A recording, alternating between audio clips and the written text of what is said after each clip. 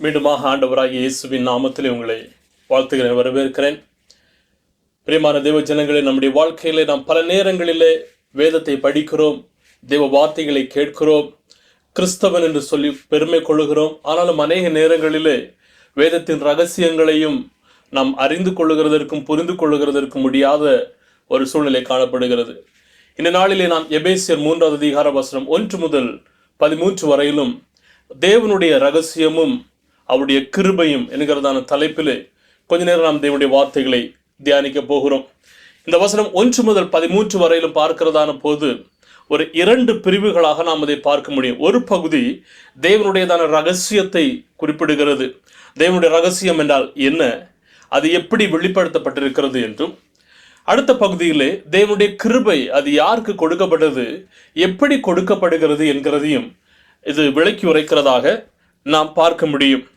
பவுல் இந்த பகுதியில் மிகவும் தெளிவாக இதை படிக்கிறவர்கள் புரிந்து கொள்ளும் வண்ணமாக மிகவும் எளிமையான நடைமுறைகளிலே இதில் குறிப்பிட்டிருக்கிறதை நாம் பார்க்க முடியும்.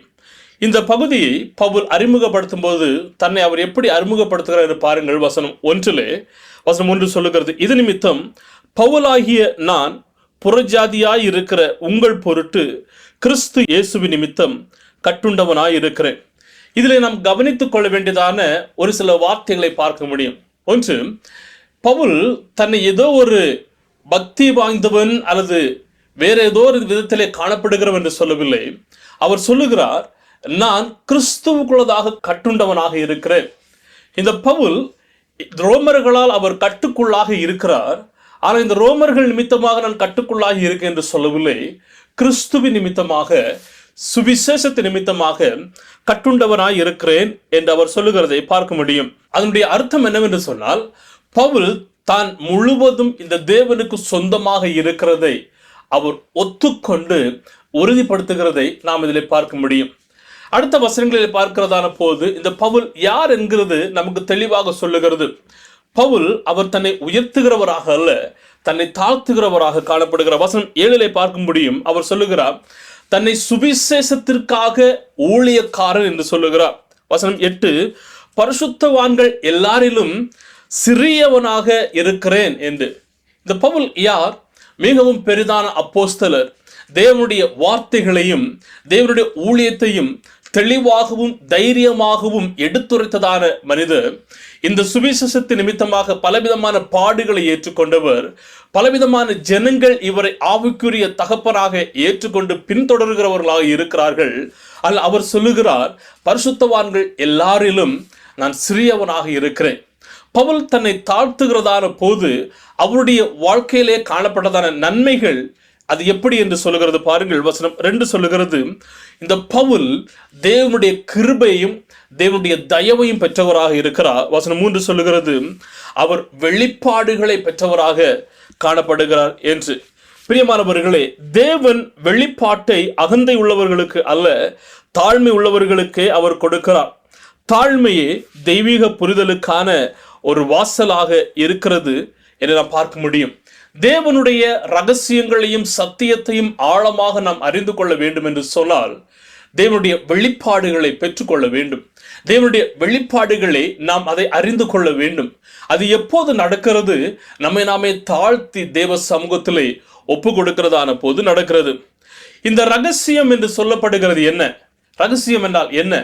வசனம் 3 நாம் பார்க்க முடியும், புறஜாதிகள் சுவிசேஷத்தினாலே உடன் சுதந்திரருமாய் ஒரே சரீரத்திற்குள்ளானவர்களுமாய் கிறிஸ்துவுக்குள் அவர் பண்ணின வாக்கு தத்தத்துக்கு உடன் பங்காளிகளாய் இருக்கிறார்கள் என இந்த ரகசியத்தை அவர் எனக்கு வெளிப்படுத்தி அறிவித்தார்.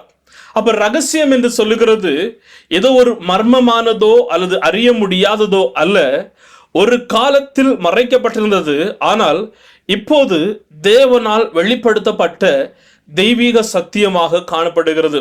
அதாவது அவர் சொல்லுகிறார், சுவிசேஷத்திற்கு கிறிஸ்துவை அறியாதவர்கள் புறஜாதியார்கள் கூட கிறிஸ்துவின் ஒரே சரீரமாக இருக்கிறார்கள். கிறிஸ்துவுக்குள் அவருடைய வாக்குத்தத்தத்தை சுதந்திரிக்கிறவர்களாக காணப்படுகிறார்கள். எனவே யூதர்களுக்கு புறஜாதியர்களுக்கு என்று சொல்லி ஒரு பிரிவினை கிடையாது. இப்போது எல்லாருமே கிறிஸ்துவுக்குள்ளதாக ஒன்றாக காணப்படுகிறார்கள் என்கிறதை இதிலே எடுத்துரைக்கிறது. எனவே இந்த ரகசியம் என்பது அனைவரையும் உள்ளடக்கிய தேவனுடைய இரட்சிப்பு திட்டமாகும். பழைய ஏற்பாட்டில் மறைக்கப்பட்டிருந்தது, இப்போது சுவிசேஷத்தின் மூலம் அது வெளிப்படுத்தப்பட்டிருக்கிறதாக இருக்கிறது. எனவே பிரியமான தேவ ஜனங்களே, நாம் ஒரு சில காரியங்களை புரிந்து கொள்ள வேண்டும். கிறிஸ்துவுக்குள்ளதாக இருக்கிறதான போது எந்த பிரிவினைகளும் கிடையாது.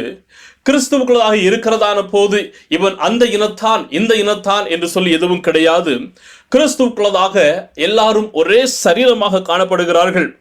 எனவே யூதர்களுக்கு என்று சொல்லி யூத சபை என்று கிடையாது, அல்லது புறஜாதிகளுக்கு என்று சொல்லி வித்தியாசமான சபைகள் கிடையாது, அல்லது இந்த ஜாதிக்காரர்களுக்கு என்று சொல்லி ஒரு சபை கிடையாது, அந்த இனத்தை சேர்ந்தவர்களுக்கு என்று சொல்லி ஒரு சபை கிடையாது, அல்லது படித்தவர்கள் படிக்காதவர்கள் என்று சொல்லி எந்த விதமான சபை பாகுபாடுகளும் கிடையாது. அவன் கிறிஸ்துவுக்குள் இருந்தால் அவன் பொது சிருஷ்டியாக இருக்கிறான். அவன் கிறிஸ்துவுக்குள் ஒரே சரீரமாகவும் காணப்படுகிறான். எல்லாரும் ஒன்றாக காணப்படுகிறோம். இன்றைக்கு நம்முடைய தேசங்களிலே பல இடங்களிலே பலவிதமான பிரிவினைகள் காணப்படுகிறது. சபைகளுக்கு உள்ளாகவே தங்களுடைய மொழியை வைத்து, தங்களுடைய ஜாதியை வைத்து, தங்களுடையதான உயர் நிலைகளை வைத்து, ஆனால் அது எல்லாமே வேதத்திற்கு முற்றிலும் புறம்பானதாக காணப்படுகிறது. அப்படி ஒருவேளை நாம் ஏதாவது கேட்கிறோம், காண்கிறோம் அல்லது அனுபவிக்கிறோம் என்று சொன்னால் அதிலிருந்து மாற வேண்டியது அவசியமானதாக இருக்கிறது. இந்த ரகசியம்தான் பவுலுக்கு வெளிப்படுத்தப்பட்டதாக இருக்கிறது. என்ன ரகசியம் அது? இயேசுவை அறியாதவர்கள் அல்லது இந்த புறஜாதியார்கள் இதுவரையிலும் தேவனுடைய சரீரத்தில் அவர்கள் ஏற்றுக்கொள்ளப்படவில்லை. ஆனால் ரகசியம் என்னவென்று சொன்னால் அவர்களும் ஒன்றாக இணைந்து கொள்ள வேண்டும். அவர்களும் இந்த தேவனுடைய சரீரத்தின் அங்கங்களாக காணப்படுகிறார்கள். அவர்களுக்கும் இந்த சுதந்திரம் இருக்கிறது. அவர்களுக்கும் வாக்கு தத்தத்தின் சுதந்திரம் இருக்கிறது. அதை நாம் ஏற்றுக்கொள்ள வேண்டும், அறிந்து கொள்ள வேண்டும் என்கிறது அந்த ரகசியமாகவும், அந்த ரகசியம் பவுலுக்கு வெளிப்படுத்தப்பட்டதாகவும் காணப்படுகிறது. எபேசியர் 3வது அதிகாரம் வசனம் 7-9 வரையிலும் தேவனுடைய கிருபையை பற்றி சொல்லப்படுகிறது. தேவனுடைய பலத்த சத்துவத்தால் எனக்கு அளிக்கப்பட்ட வரமாகிய அவருடைய கிருபையினாலே இந்த சுவிசேஷத்திற்கு ஊழியக்காரனானேன். பரிசுத்தவான்கள் எல்லாரிலும் சிறியவனாகிய நான் கிறிஸ்துவனுடைய அளவற்ற ஐஸ்வர்யத்தை புறஜாதிகளிடத்தில் சுவிசேஷமாய் அறிவிக்கிறதற்காக இந்த கிருபை எனக்கு கொடுக்கப்பட்டிருக்கிறது. பவுலுக்கு கொடுக்கப்பட்டதான இந்த கிருபை என்ன? இந்த மறைத்து வைக்கப்பட்டிருந்ததான இந்த சுவிசேஷத்தின் ரகசியம் வெளிப்படுத்தப்பட்டிருக்கிறது. இப்போது இந்த ரகசியத்தை பறைசாற்றும் வண்ணமாகவும் தன்னுடைய ஊழிய நாட்களிலே அதை பிரதிபலிக்கும் வண்ணமாகவும் நடைமுறைப்படுத்தும் வண்ணமாகவும் கொடுக்கப்பட்டிருக்கிறதான ஒரு கிருபையாக இருக்கிறது. கிருபை என்று சொல்லுகிறது என்ன? கிருபை என்று சொல்லுகிறது தகுதி இல்லாதவனுக்கு தேவன் கொடுக்கிறதான ஒரு தயவாக, ஈவாக அது காணப்படுகிறது. வேதத்தின் ஆழமான முறையிலே நாம் இன்னும் பார்க்கிறோம் என்று சொன்னால் தேவனுடையதான கிருபை தகுதி இல்லாத நமக்கு கொடுக்கப்பட்டிருக்கிறது. தேவனுடையதான பிரசன்னம் நம்மை இன்னும் வல்லமைப்படுத்தப்படுகிறதாக இருக்கிறது. தேவனுடையதான நோக்கம் நம்முடைய வாழ்க்கையிலே முழுமையாக நிறைவேறுகிறதாக காணப்படுகிறது. வசனம் 7-8 வரையிலும் பவுல் இந்த தேவனுடைய கிருபையை எப்படி புரிந்து கொள்ளுகிறார் பாருங்கள்.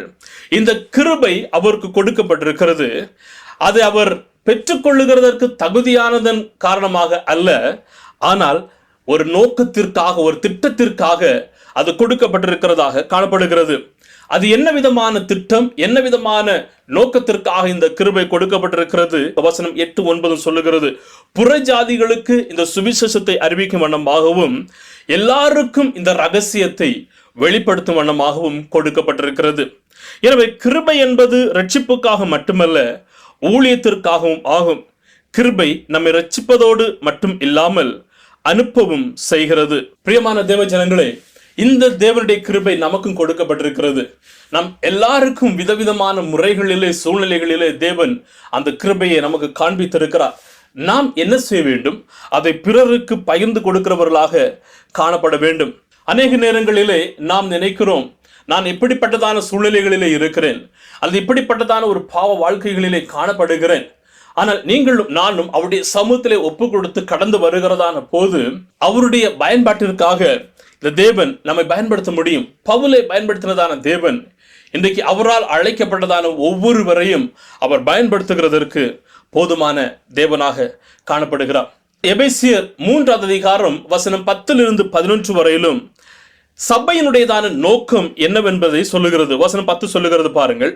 உன்னதங்களில் உள்ள துரைத்தனங்களுக்கும் அதிகாரங்களுக்கும் அவருடைய அனந்த ஞானமானது சபையின் மூலமாய் இப்பொழுது தெரிய வரும் பொருட்டாக இயேசு கிறிஸ்துவை கொண்டு எல்லாவற்றையும் சிருஷ்டித்த தேவனுக்குள்ளே ஆதி காலங்கள் முதல் மறைந்திருந்த ரகசியத்தினுடையதான ஐக்கியம் இன்னதென்று எல்லாருக்கும் வெளிப்படையாக காண்பிக்கிறதற்கு இந்த கிருபை எனக்கு அளிக்கப்பட்டிருக்கிறது. பவுல் சொல்லுகிறார், இந்த கிருபை எதற்கு எனக்கு அளிக்கப்பட்டிருக்கிறது? இந்த கிருபையை பெற்றுக்கொள்ளாதவர்களுக்கு, இந்த தேவ ரகசியத்தை அறிந்து கொள்ளாதவர்களுக்கு நான் அதை அறிவிக்கும் வண்ணமாக கொடுக்கப்பட்டிருக்கிறது. யாருக்கெல்லாம் கொடுக்கப்பட்டிருக்கிறது? அவர் சொல்லுகிறார் பாருங்கள், வசனம் 10 உன்னதங்களில் துரைத்தனங்களுக்கும் அதிகாரங்களுக்கும் இதை பறைசாற்ற வேண்டும்.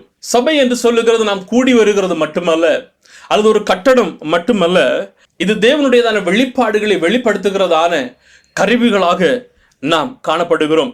திருச்சபை ஒற்றுமையிலும் அன்பிலும் கிருபையிலும் வாழும் போது அது உலகத்திற்காக அல்லாமல் தேவ தூதர்களுக்கு கூட தேவனுடைய ஞானத்தை வெளிப்படுத்துகிறதாக இருக்கிறது. 1 பேதுரு வசனம் 1:12 பார்க்க முடியும்.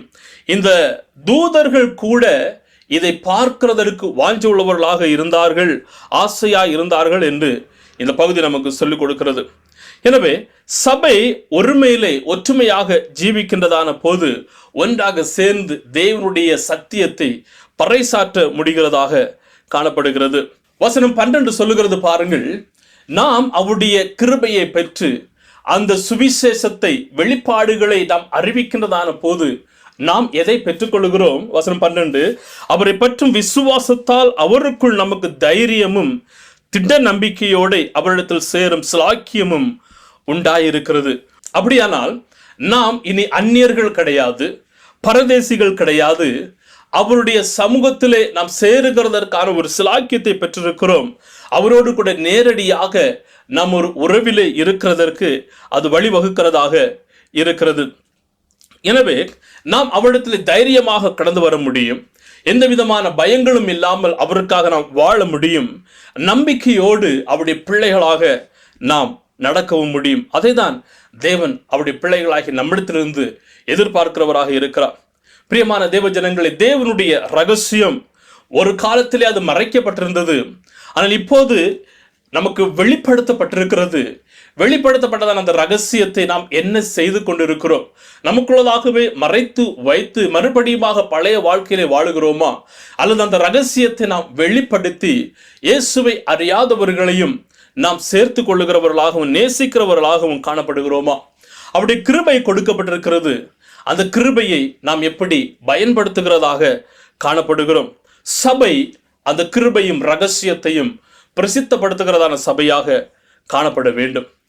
இன்றைக்கு கேள்வி என்னவென்று சொன்னால், அவரை விசுவாசிக்கிறதான நாம் பவுலை போல தாழ்மை உள்ளவர்களாக இருந்து அந்த ரகசியத்தின் வெளிப்பாடுகளை பெற்றுக்கொள்ளுகிறதற்கு வாஞ்சியாக இருக்கிறோமா? அல்லது நம்முடைய உலக பிரகாரமான வாழ்க்கையிலே வாழ்ந்து பெருமையோடு கூட தேவனுடைய நாமத்தையும் பிரசன்னத்தையும் நாம் வீணடிக்கிறவர்களாக இருக்கிறோமா? நாம் தேவனுடைய குடும்பத்திலே இணைக்கப்பட்டிருக்கிறோம். தேவனுடைய கிருபையின் சுவிசேஷகர்களாக காணப்படுகிறோம். நம்முடைய வாழ்க்கையிலே தேவன் ஒரு நோக்கத்தை வைத்திருக்கிறார். என்ன? இந்த ரகசியத்தை வெளிப்படுத்தும் வண்ணமாக. ஒருவேளை பாடுகள், வேதனைகள், போராட்டங்கள் வந்தால் கூட அவருக்குள்ளதாக நிலைத்து நிற்கிறதற்கு நாம் ஆயத்தமுள்ளவர்களாக இருக்க வேண்டும். அதைதான் தேவனுடைய பிள்ளைகளாகி நம்மிடத்திலே எதிர்பார்க்கிறார். கர்த்தர் நாம் ஒவ்வொருவருக்கும் அவருடைய ரகசியங்களை அறிந்து கொள்ளுகிறதற்கும் புரிந்து கொள்ளுகிறதற்கும் அதை பிரசித்தப்படுத்துகிறதற்கும் அவருடைய கிருபையின் மூலமாக உதவி செய்வாராக. கர்த்தர் உங்களோடு இருந்து உங்களை ஆசீர்வதிப்பாராக. God bless you. Amen. Amen.